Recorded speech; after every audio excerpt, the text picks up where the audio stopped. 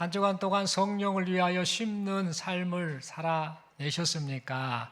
우리 속담에 콩 심은 데 콩 나고 팥 심은 데 팥 난다, 심은 대로 거둔다, 이런 말들이 있는 것처럼 성경에서도 우리가 성령을 위하여 심는 사람은 성령의 열매를 맺게 될 것이다 라고 말씀하고 있고, 또 육체의 소욕을 또 우리가 또 그것과 함께 싸워 이기는 그런 삶을 살라라고 말씀하고 있습니다.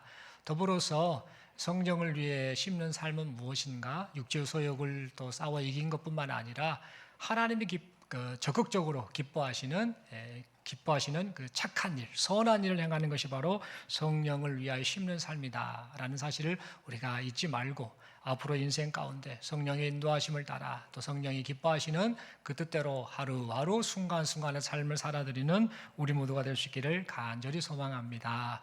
그래서 옆 사람에게 서로 인사합니다. 성령을 따라서 합시다. 이렇게 인사하겠습니다.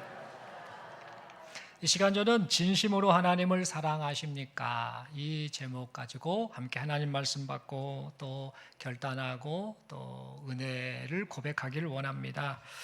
여러분, 우리 하나님께서는 하나님의 형상을 따라 창조하신 인간, 이 인간과 교제하기를 원하셨습니다. 그리고 이 인간이 하나님과 교제하면서 하나님의 사랑을 받고 또 하나님을 사랑하며 살기를 바라셨습니다.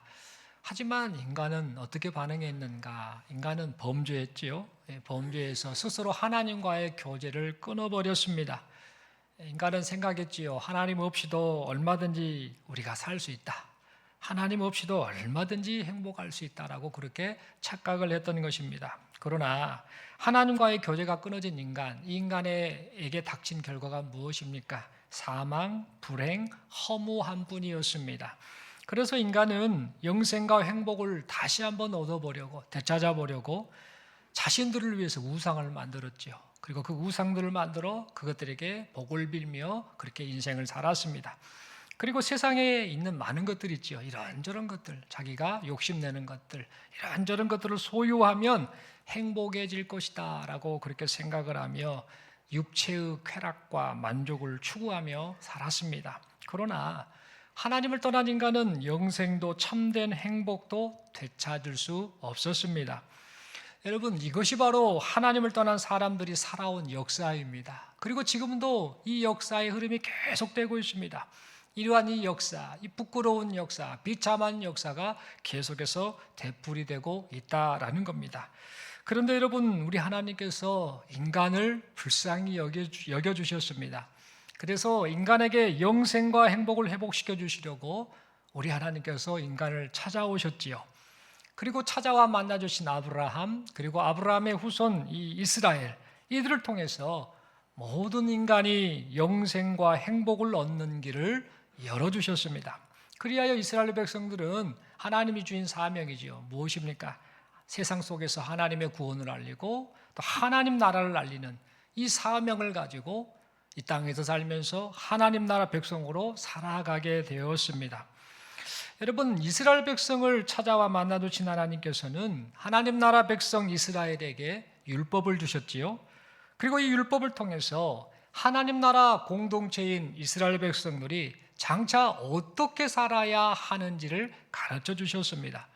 또한 하나님께서는 이스라엘 백성들에게 제사법도 가르쳐 주셨습니다. 그래서 내가 거룩하니 너희도 거룩할지어다 라고 말씀하시면서 이스라엘 백성에게 거룩하신 하나님 백성답게 살라라고 명하셨습니다. 그래서 이스라엘 백성은 세상 사람들 틈바구니 속에서 하나님 나라 백성이라는 신분을 가지고 살면서 하나님과 하나님 나라를 알리는 귀중한 사명, 그 역할을 감당하게 되었습니다.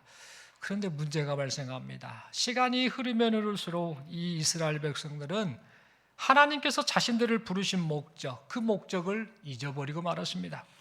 그래서 세상을 향해서 하나님과 하나님의 나라를 알려야 할 사명을 망각한 채 세상 사람들의 가치관, 세상 사람들의 삶의 태도, 그것들을 그대로 따라 살고 말았습니다.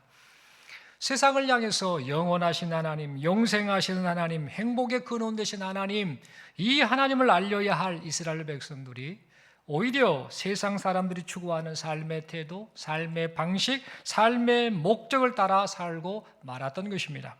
그래서 결국 그들의 삶이 어떤 모습으로 나타나는가? 타락의 극치를 달리는 그런 부끄러운 모습이 되고 말았습니다. 여러분, 이때 하나님께서는 이스라엘 백성들이 회개하고 돌아오기를 바라셨습니다. 내가 너희에게 사명을 줬는데 모든 인류에게 하나님께로 돌아올 수 있는 그 길을 열어주시려고 너희를 먼저 불렀는데 너희가 어쩌다가 그렇게 너희의 사명을 잃고 그렇게 세상 사람들처럼 사느냐라고 생각하시며 이 이스라엘 백성들이 회개하고 하나님께로 돌아오기를 바라셨습니다. 그래서 그 방법으로 많은 선지자들을 보내주셨지요.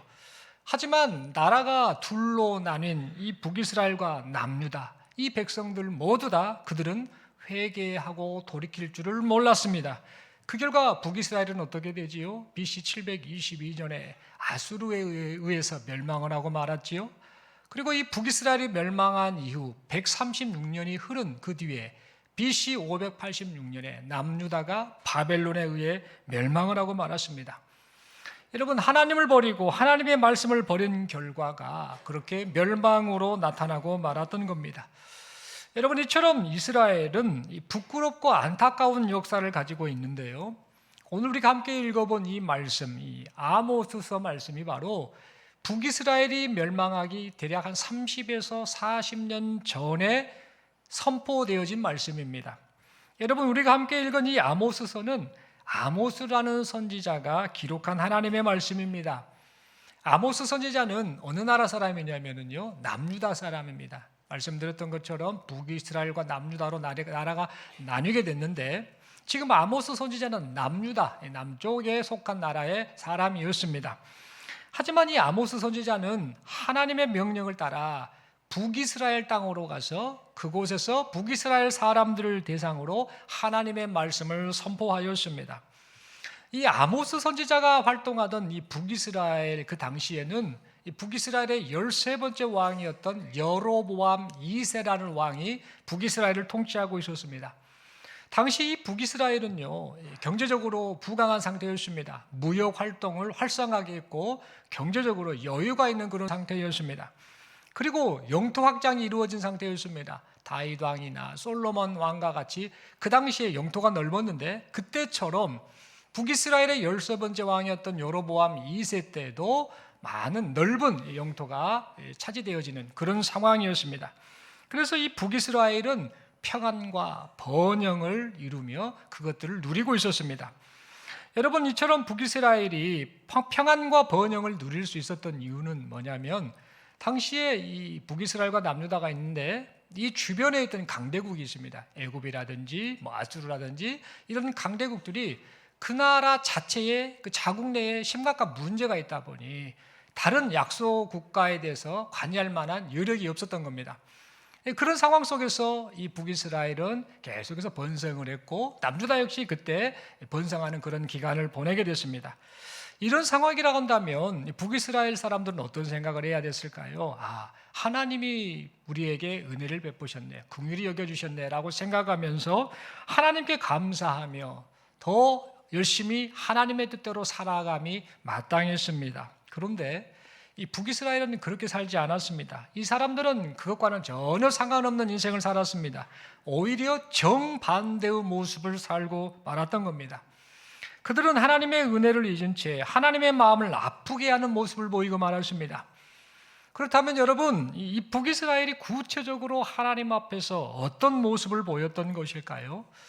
여러분, 오늘 본문의 말씀을 보니까 하나님께서 이스라엘 백성들이 당시에 하나님께 보였던 모습이 어떠했는지를 우리 하나님께서 직접 아모스 선지자를 통해서 말씀하고 있음을 보게 됩니다. 하나님께서는 이 북이스라엘 백성들이 지키고 있는 절기들, 하나님 앞에 제사 드리는 이 절기죠. 즉 유월절이라든지 오순절이라든지 초막절과 같은 이런 절기들, 니네가 지금 절기를 지키고 있는데 내가 그거 미워한다라고 말씀을 하셨습니다.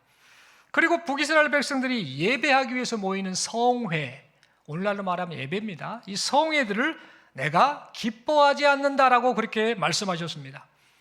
또한 하나님께 드리는 제사인 번제, 소제, 화목제 이런 제사 내가 받지 않겠다라고 말씀을 하셨습니다. 뿐만 아니라 북이스라엘 백성들이 부르는 찬양 소리, 악기 소리, 하나님을 향해 하는 찬양이죠. 하나님을 향해 악기를 동원해서 하는 찬양 소리였죠. 그것까지 내가 듣고 싶지 않다라고 말씀을 하셨습니다. 여러분, 그렇다면 하나님께서는 왜 이런 반응을 보이셨던 것일까요? 여러분, 사실 이 절기와 성회, 하나님께 제사 드리는, 또 함께 예배하게 모인 이 성회, 또 절기, 이것을 지키는 것, 그리고 번제, 소제, 화목제를 드리는 것, 이것은 사람들이 지어내서 어떻게 결정해서 행해진 것이 아니라 이미 하나님께서 율법을 통해서 이렇게 하라라고 하나님께서 명하셨던 그런 행위들이었습니다. 그래서 북이스라엘 백성들이 하나님께 절기와 성회를 지키고 번제, 소제, 화목제를 드리는 것은요, 자신들의 생각을 따라하는 것이 아니라 하나님의 말씀을 따라서 하나님께서 명하신 대로 행한 참 잘한 행동이었던 겁니다. 그렇다면 여러분, 하나님께서는 왜 절기와 성회들을 싫어하시고 번제와 소제와 화목제, 그것들 내가 받지 않겠다라고 말씀을 하셨던 것일까요? 분명 하나님의 말씀을 따라 행한 거지 않습니까? 북이스라엘 백성들이 절기를 지키고 성회로 모이고 또 이런저런 제물을 하나님 앞에 드리는 것은 이미 하나님께서 율법을 통해 말씀하셨으니까 그대로 행한 행동임에도 불구하고 왜 하나님께서 내가 이거 싫어한다, 받지 않겠다라고 말씀을 하셨던 것일까요? 여러분, 시편 22편 3절에 보면은요, 하나님이 어떤 하나님인가에 대해서 말씀하고 있죠. 이스라엘의 찬송 중에 거하시는 분이 하나님이시다라고 그렇게 고백을 하고 있습니다. 그리고 시편 150편을 보면 목소리 높여 하나님을 찬양하라, 악기를 동원하여 춤추며 하나님을 찬양하라, 호흡이 있는 자마다 여호와를 찬양하라 라고 그렇게 말하고 있음을 보게 됩니다.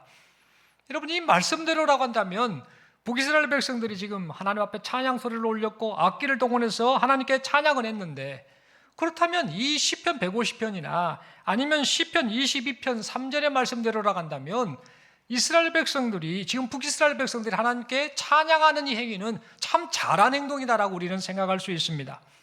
그런데 여러분, 하나님께서는 왜 북이스라엘의 이 노래소리가 시끄럽다, 니네들 악기 소리가 듣고 싶지 않다라고 그렇게 말씀을 하셨던 것일까요?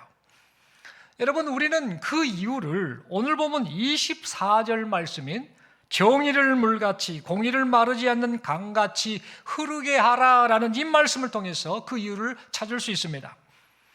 여러분, 하나님께서 정의를 물같이 공의를 마르지 않는 강같이 흐르게 하라라고 말씀하신 것은 하나님 나라 공동체라고 불리는 북이스라엘 사회에 지금 공의가 메말라 있고 불의와 불법이 가득하였기 때문에 이렇게 말씀을 하셨던 겁니다.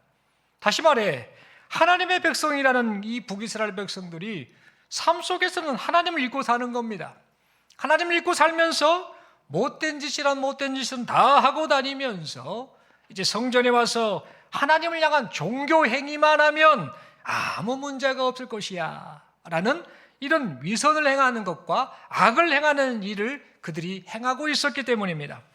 그래서 하나님께서는 내 앞에서 형식적인 종교 행위 그거 하지 말아라, 내 앞에서 형식적인 종교 행위하지 말고 먼저 너희들의 삶 속에서 나를 인정하고 나의 백성다운 삶을 살라라는 의미로 정의를 물같이 공의를 마르지 않는 강같이 흐르게 하라라고 말씀을 하셨던 것입니다.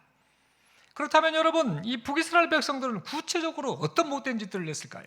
하나님 보시기에 어떤 악한 행동을 했던 것일까요?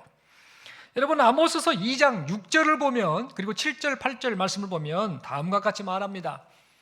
아모스서 2장 6절을 보면 북이스라엘 백성들은 뇌물수수를 좋아했습니다. 뒷돈 받아내는 것, 뇌물을 받는 걸 좋아했고, 또한 인신매매와 같은 그런 행동을 밥 먹듯이 행했습니다. 그들은 뇌물을 받고 의로운 사람에게 억울한 누명을 씌웠죠. 그래서 그 의로운 사람을 죄인 취급받게 하는 악행을 저질렀습니다.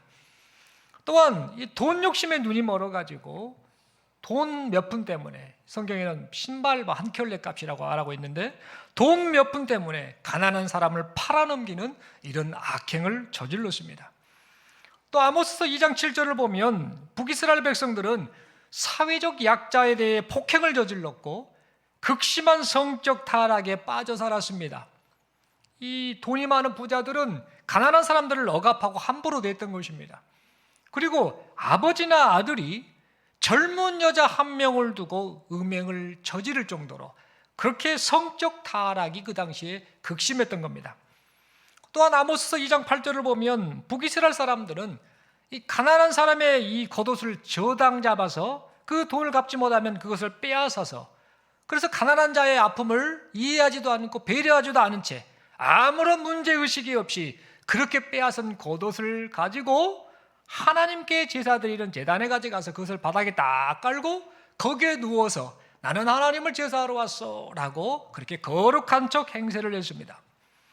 여러분, 당시에 이 사람들이 이 겉옷을 입었는데 이 겉옷은 어떤 기능을 했는가? 옷의 기능도 합니다만 가난한 사람들은 밤에 이불이 없었어요. 그 겉옷을 가지고 이불처럼 여기며 그렇게 살았습니다. 그래서 출애굽기 22장 26절의 말씀을 보면 이렇게 말하고 있지요. 아무리 저당 잡은 겉옷이라 할지라도 해가 지기 전까지는 돌려주어라 라고 이렇게 말씀하고 있음을 봅니다. 저당을 잡아서 그것을 받았다 할지라도 저 사람이 해가 지고 나면 춥지 않겠느냐, 저러다가 죽으면 어떻게 되느냐, 그러니 저당 잡은 그 겉옷이라 할지라도 그 사람에게 돌려주어라 라고 말하면서 사회적 약자, 가난한 자, 그들을 보호할 것을 이미 출애굽기 22장을 통해서 말씀을 하셨던 겁니다. 그러니까 이런 상황을 생각한다면 비록 돈을 빌려준 이유로 저당을 잡았다 할지라도 율법에 따라 가난한 자에게 겉옷을 돌려주어야 함이 마땅했습니다. 그런데 당시 북이스라엘 백성들은 그렇게 하지 않았습니다. 남이야 죽든가 말든가 고생을 하든가 말든가 어쨌든 내가 손해를 안 보고 내가 누려야 되지, 그런 마음을 가지고 가난한 사람, 사회적 약자에 대해서 아무런 관심을 갖지 않았던 겁니다. 그러면서도 나는 지금 하나님께 예배하러 왔어, 하나님이 내 예배를 받으실 거야 라고 생각하며 스스로 경건한 척 행했습니다. 여러분, 또 북이스라엘 사람들은 또 어떤 모습을 보였는가? 이 바산이라는 곳이 있는데요, 이 바산이라는 곳에는요, 이 소들이 살이 그냥 포동포동하게 찌는 그런 지역이라고 합니다. 그런데 이 바산의 소들이 살이 쪄가지고 포동포동하고 잘 먹고 기름기가 잘잘 흐르는 그런 소들인데, 아모스서 4장 1절의 말씀을 보니까 북이스라엘의 상류층 부인들, 여자들이 마치 바산의 암소처럼 포동포동하게 살이 찌고 얼굴에 기름기가 잘잘 흐르는 그런 모습이었다라는 겁니다. 그래서 이런 모습을 가지고 그들은 어떻게 했는가? 자기 남편이 잘 나가니까 자기 남편의 권세를 등에 업고 힘이 없는 사람들, 가난한 사람들을 함부로 학대하고 억압하는 행동을 했습니다. 그뿐만이 아닙니다. 이 상류층 부인들은 어떤 행동을 했는가? 남자들만 술을 마시는 것이 아니라 이 여자들도 밤마다 술 파티를 하면서 타락의 생활을 하였습니다. 여러분, 그뿐만이 아닙니다. 오늘 본문 26절에 보니까 아모스서 5장 26절을 보면 이 북이스라엘 백성들은 바벨론의 신으로 불리는 식굿, 그리고 토성으로 불리는 기운과 같은 우상들을 하나님처럼 섬기는 우상 숭배에 빠져 살았습니다. 그들은 자신들을 위해서 그 우상들을 만들어서 그것들을 숭배했던 겁니다. 하나님 대신에 하나님과 같이 하나님과 나란히 그렇게 우상 숭배하면서 하나님 보시기에 악행을 저지르고 있었던 것입니다. 여러분, 이처럼 북이스라엘 백성들은 하나님이 없는 삶, 하나님을 떠난 삶, 하나님과는 상관없는 삶을 그렇게 살았습니다. 그런데 여러분, 그들은 이와 같은 못된 짓을 하면서도요, 전혀 문제의식을 갖지 않았습니다. 그러면서도 우리는 하나님의 백성이잖아, 우리는 하나님의 백성이니 하나님께 제사하러 가면 하나님이 복을 주실 거야, 아마 그러지 않겠어? 라고 그렇게 서로 이구동성으로 말했습니다.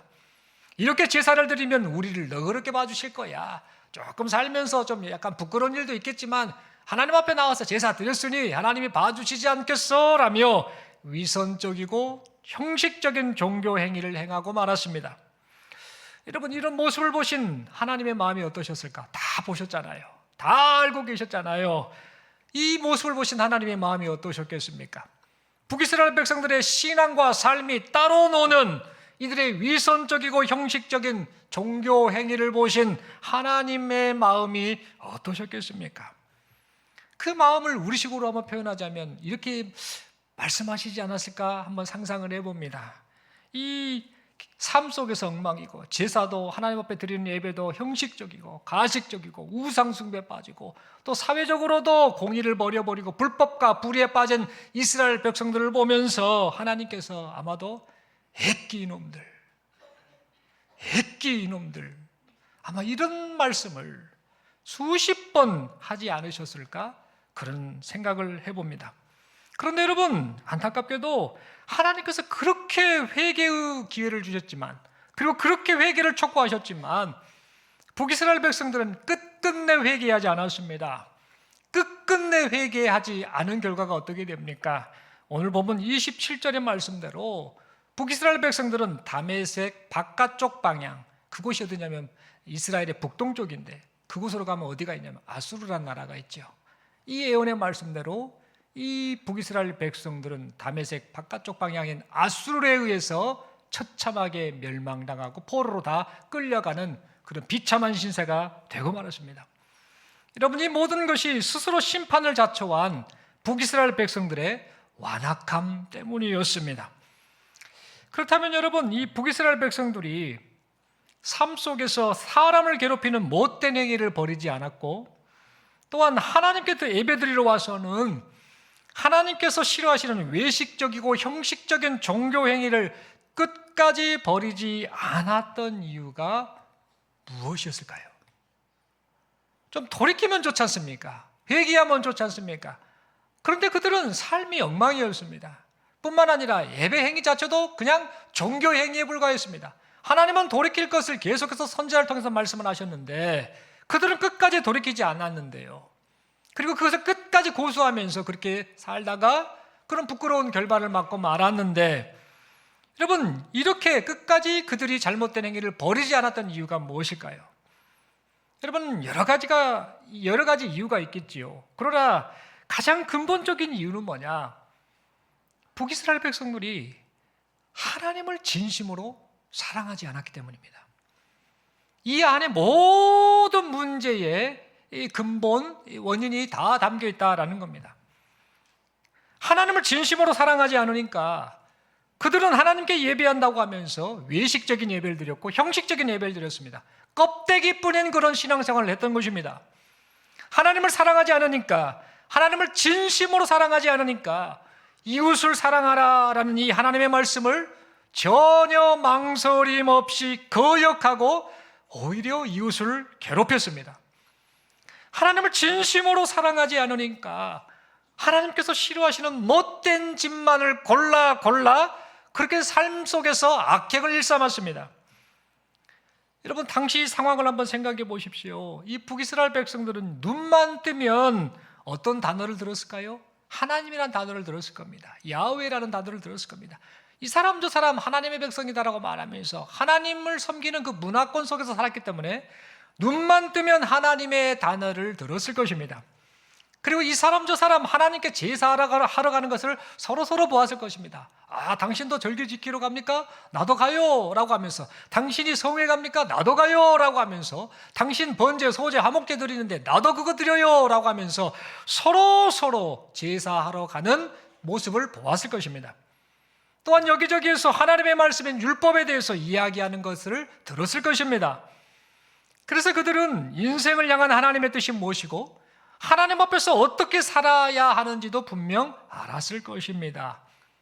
그런데 여러분, 그들은 살아가면 살아갈수록 하나님의 뜻과는 멀어진 삶을 살고 말았습니다. 살아가면 살아갈수록 하나님의 마음을 아프게 하는 삶을 살고 말았습니다. 여러분, 당시 북이스라엘 사람들을 보면은요, 그들은 살아가면 살아갈수록 종교 행위가 숙달되었을 것입니다. 계속 그것을 반복했으니까요. 숙달된 종교 행위가 나타났겠지요. 그리고 하나님에 대한 지식이 나름대로는 깊어져 갔을 것입니다. 이것저것 경험이 쌓이고 이것저것 들었으니 나름대로는 하나님에 대해서 알지 않았겠습니까? 그러나 그들은 하나님과는 전혀 상관없는 인생을 살고 말았습니다. 하나님의 뜻에 반하는 인생을 살고 말았습니다. 여러분, 그렇다면 그들이 이렇게 살았던 이유가 뭘까? 하나님과 상관없는 인생, 하나님의 뜻에 반하는 인생을 살았던 그 이유가 무엇일까요? 여러분, 그 이유는 바로 말씀을 드렸던 것처럼 하나님을 진심으로 그들이 사랑하지 않았기 때문입니다. 성도 여러분, 우리도요 지금 인생을 살고 있고 하나님 앞에 신앙생활하는데 이와 같은 모습으로 교회를 다닐 수 있습니다. 우리도 이와 같은 모습으로 예배를 드릴 수 있습니다. 우리도 이와 같은 모습으로 삶을 살아가고 있을 수도 있습니다. 여러분, 그러므로 우리는 우리 자신이 진심으로 하나님을 사랑하는지, 내가 진짜 하나님을 사랑하는지 우리 자신에게 질문을 던져보아야겠습니다. 여러분, 우리가 하나님을 진심으로 사랑하지 않는다면 우리가 드리는 예배는 위선적이고 형식적인 종교 행위가 되고 말 것입니다. 그래서 예배를 드리면서도 회개나 감사가 없겠지요, 감격이 없겠지요. 그러면서도 그냥 예배 드렸다, 자리에 참석했다라는 것으로만 만족한 채 그렇게 삶으로 돌아가고 말 것입니다. 여러분, 만약 우리가 하나님을 진심으로 사랑하지 않는다면 우리는 삶 속에서 하나님께서 마음 아파하시는 행동들을 서슴없이 하며 살게 될 것입니다. 내 욕심을 채우기 위해서 이웃을 괴롭게 하고 내 자신의 만족을 위해서 하나님이 아닌 다른 것들을 하나님처럼 숭배하며 살고 말 것입니다. 그 결과 우리 때문에 우리가 사는 이 사회에 불의와 불법이 성행하고 말 것입니다. 그래서 이렇게 살아가는 나 때문에 우리 주변에 있는 많은 사람들이 하나님을 찾지 않는 일이 발생하고 말 것입니다. 사랑하는 성도 여러분, 그러므로 이 시간 우리 모두는 우리 자신이 하나님을 진심으로 사랑하고 있는지, 이놈의 입 말고 머리 말고 정말 우리 마음 중심으로 내가 진심으로 하나님을 사랑하고 있는지 스스로에게 질문을 해볼 수 있기를 바랍니다. 그리고 종교 생활이 아닌 하나님을 사랑하는 참된 신앙 생활을 하는 우리 모두가 될 수 있기를 바랍니다. 여러분, 하나님께서는 신명기 6장 5절을 통해 우리에게 말씀하셨지요. 너는 마음을 다하고 뜻을 다하고 힘을 다하여 내 하나님 여호와를 사랑하라 라고 말씀하셨습니다. 사랑하는 성도 여러분, 이 말씀대로 마음을 다해 하나님을 사랑하길 바랍니다. 뜻을 다해 하나님을 사랑하길 바랍니다. 힘을 다해 하나님을 사랑하길 바랍니다. 살아가면서 하나님을 사랑하는 것이 삶의 우선이 될 수 있기를 바랍니다. 하나님께 사랑과 복을 받으려고만 하지 말고 먼저 하나님을 마음과 뜻과 힘을 다해 사랑하는 여기 모인 우리 모두가 될 수 있기를 바랍니다. 여러분, 하나님을 진심으로 사랑할 때 우리는요, 하나님께서 허락하신 인생을 어떻게 살아야 할지를 깨닫게 될 것입니다. 어떠한 모습이 하나님이 기뻐하시는 모습이다라는 사실을 알게 될 것입니다. 사랑하는 그 하나님을 생각하면 이 모습은 하나님 보시기에 옳지 않지, 이 마음을 품으면 아니 되지, 하나님이 이것을 기뻐하시지라고 하면서 우리가 살아가야 할 방향을 하나님을 사랑하기 때문에 깨닫게 된다라는 겁니다. 여러분, 우리가 진심으로 하나님을 사랑할 때 우리의 예배 태도가 바뀌게 될 것입니다. 우리가 하나님을 진심으로 사랑할 때에 사람들을 대하는 우리의 마음 자세가 바뀌게 될 것입니다. 우리가 하나님을 진심으로 사랑할 때에 삶을 살아가는 삶의 자세가 바뀌게 될 것입니다. 무엇이 선하고 무엇이 악한 모습인지를 분별하면서 하나님이 기뻐하시는 선한 일을 행하며 살아가게 될 것입니다. 하나님을 진심으로 사랑할 때에 재물, 성공, 출세, 명예, 쾌락, 자존심과 같은 내가 욕심내는 것들을 하나님처럼 섬기는 우상숭배, 이 우상숭배를 과감하게 버리게 될 것입니다. 그리하여서 하나님께서 우리에게 허락하신 인생 시간을 하나님과 하나님 나라를 알리는 하나님 나라 백성의 사명을 다하며 살아가게 될 것입니다. 사랑하는 성도 여러분, 그러므로 이 말씀을 마음에 새기면서 하나님을 사랑하는 마음이 회복될 수 있기를 바랍니다. 하나님을 사랑하는 마음이 기뻐질 수 있기를 바랍니다. 여러분, 우리 예수님께서도 말씀하셨지요. 요한복음 14장 15절 말씀입니다. 너희가 나를 사랑하면 나의 계명을 지키리라 라고 말씀하셨습니다. 무언가를 행하려고 하지 말고 계명을 지키려고 하지 말고 그보다 먼저 나를 사랑하면 너희가 내 뜻을 알고 내 마음을 알아서 내가 너희에게 준 계명을 따라 살게 될 거야. 그러니까 먼저 나를 사랑하라 라는 이 말씀을 우리에게 하셨다라는 사실입니다. 그러므로 우리는 신앙 행위를 하려고 하지 말고 먼저 하나님을 사랑하는 우리 모두가 되길 바랍니다. 입으로만 사랑하지 말고 머리로만 사랑한다라고 그렇게 생각하지 말고 마음과 힘과 뜻을 다해서 하나님을 전심으로 사랑하는 우리 모두가 될 수 있기를 바랍니다. 여러분, 이 말씀처럼 우리가 하나님을 진심으로 사랑할 때에 하나님의 뜻대로 하나님의 말씀대로 우리가 살게 된다는 사실을 잊지 말고 다시 한번 그 무엇보다도 하나님을 마음과 뜻과 힘을 다해 사랑하는 우리 모두가 될 수 있기를 간절히 소망합니다. 이렇게 마음과 뜻과 힘을 다해 하나님 사랑합니다라고 사랑 고백을 하는 우리를 보시고 우리 하나님께서 흡족해 하시고 많이 기뻐하실 줄로 믿습니다. 우리 서로에게 이렇게 묻겠습니다. 하나님을 사랑하십니까? 마음이 어렵죠? 그냥 행복하십니까? 뜨끔하지 않으신가요? 사람이 결혼을 하면은 연애하다가 한 1년, 2년, 3년 살면 사랑이 식어져가지고 그냥 그래 하다가 권태기를 겪고 막 한다는데 그런 게 어디 있답니까? 알아가면 알아가서 사랑하는 조금 표현의 방식이 다르고 그럴 뿐이지 그 사람이 소중하면 더 뜨겁게 사랑하는 것이 우리 인생을 사는 사람들의 모습이 아닙니까? 이처럼 하나님을 사랑하십니까? 라는 질문을 들었을 때 어제보다는 오늘, 오늘보다는 내일 더 하나님을 뜨겁게 사랑하기를 소망하며 사는 우리 모두가 되었으면 좋겠습니다. 서로에게 이렇게 다시 한번 묻겠습니다. 진심으로 하나님을 사랑하십니까? 그러면 서로에게 이렇게 결단하며 권면하겠습니다. 마음과 뜻과 힘을 다해 하나님을 사랑합시다. 한 번 더 인사합니다. 하나님을 사랑하는 진실한 신앙생활 합시다. 아멘이십니까? 사랑하는 성도 여러분, 우리는요 인생을 살면서 인생 문제 때문에 괴로워하잖아요. 인생 문제가 발생하면 어쩌면 좋을까? 몸이 아프면 어쩌면 좋을까? 경제적인 문제가 생기면 어쩌면 좋을까? 이것저것 얽히고 설킨 문제가 생기면 어쩌면 좋을까? 막 괴로워하면서도 정작 하나님을 사랑하지 않는 우리 자신의 이 상태를 보면서는 어쩌면 좋을까라는 이런 심각성을 느끼고 사는지, 하나님을 사랑하지 않으면 우리는 자연스럽게 하나님이 아닌 다른 것들을 바라보게 되고 그래서 하나님의 마음을 찢어놓게 되고 그 결과 우리의 모습이 계속해서 비참한 모습으로 갈 수밖에 없다는 사실을 잊지 말고 정말 하나님을 사랑하는, 진심으로 하나님을 사랑하는 우리 모두가 될 수 있기를 간절히 소망합니다. 형식적인 예배, 세상 사람들과 똑같이 살아가는 삶의 모습, 그리고 누군가를 아프게 하고 힘들게 하는 이런 행위들, 짓밟는 행위들, 우상 숭배 이런 행위들, 원인이 뭐냐? 하나님을 내가 진심으로 사랑하지 않기 때문에. 하나님을 진짜 사랑하면 어떻게 반응합니까?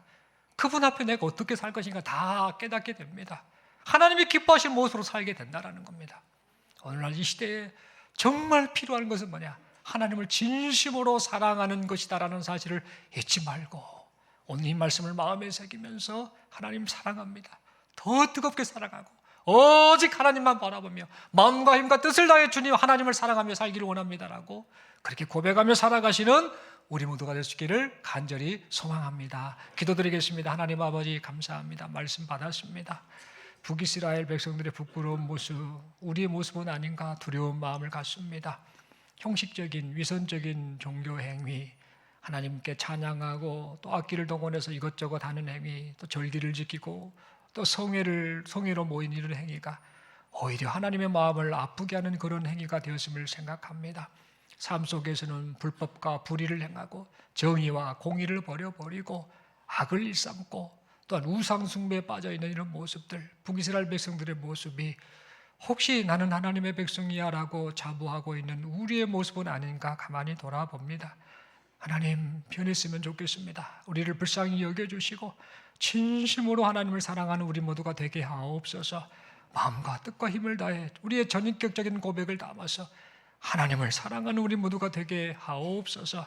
그리하여서 하나님으로 말미암아 기뻐하고 감사하고 하나님께서 우리 때문에 행복해 하시는 그런 모습을 우리가 경험하는 그런 우리 모두가 되게 하여 주옵소서. 은혜 주심을 믿습니다. 감사합니다. 예수님 이름으로 기도드리옵나이다. 아멘. 찬송가 210